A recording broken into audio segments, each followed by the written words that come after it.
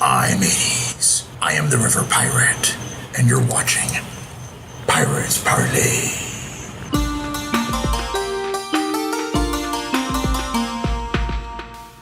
Ahoy there, fellow collectors of games. I've got a confession to make.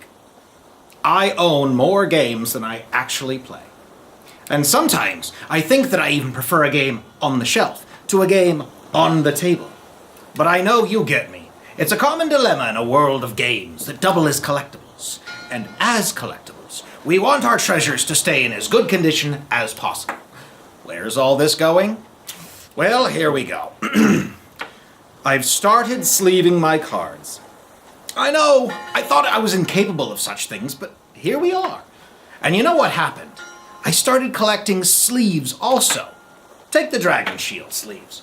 You've got your clear, classic, and your clear, matte. And we would have never cared about the difference until I used all of my clears sleeving the DC deck building game and ordered a new brick online. But due to some error somewhere between my office and theirs, we got the clear matte.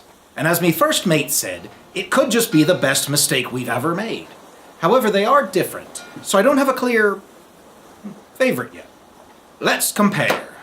Here's the Dragon Shield Clear that I used to sleeve the DC Deck Builder, the Pirate Republic, and Dead Men Tell No Tales. They're super smooth front and back, but they're slick, and if you pile them too high, they're prone to sliding, which means collapse, mate.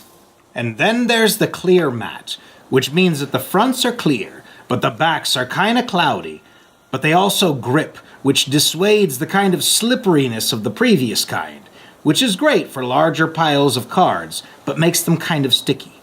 We use them to sleeve Red Dragon Inn, Pirates of the Caribbean Quick Strike, and raiding parties. Remember that one? These are super tough, like sports sleeves. But some games have reference cards that are double-sided, so sometimes we have to use both in the same game. Now for other games without poker-sized cards, we had to hunt down a few other options. Here's what we went with. Pirate Flux. Ultimate Guard Supreme Sleeves. The 62 by 89 millimeter is a bit big, but it's all I could find locally in a pinch. Tortuga 1667. MayDay Games Standard USA 57 by 87 millimeter. Now these are a great fit, but kind of slick and flimsy.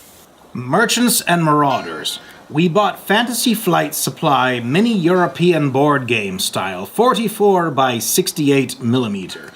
And these are all around great. However, there's just so many cards that we had to get creative to store them. We went with performing surgery on a few of the boxes. It's worked so far.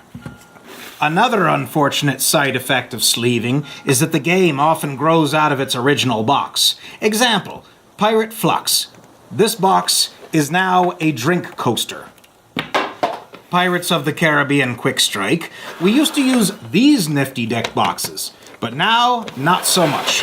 Fortunately, many sleeves come in deck boxes now, so you can just move over. But a Sharpied box cannot visually take the place of original packaging, let alone fancy upgrades. Is it worth it? Working on that. Sleeved cards feel good in hand, and the investment improves your assessment of the game's quality. But I think it really comes down to an individual's personality type. And after $100 or $200 later, I'm still not sure what side of the fence I land on. But I want to get my precious cards autographed when I can. And I want sketch variants, so I'm trying this fad on for size. Because there may come a day where I have no choice, as a collector. Well anyway, lend me your insight. Which camp are you in? The sleevers or the sleeveless?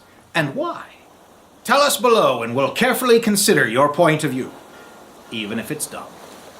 Finally, we'd like to congratulate the Pirates of Penryn for successfully funding their game on Kickstarter. Looking forward to seeing what's next for you. And also, keep an eye, ladies and gents, as we just got a naval combat game called Clear the Decks by Christopher Pinion, which we'll be giving you a tour of very soon. Until then, enjoy the games on your table, you scallywags.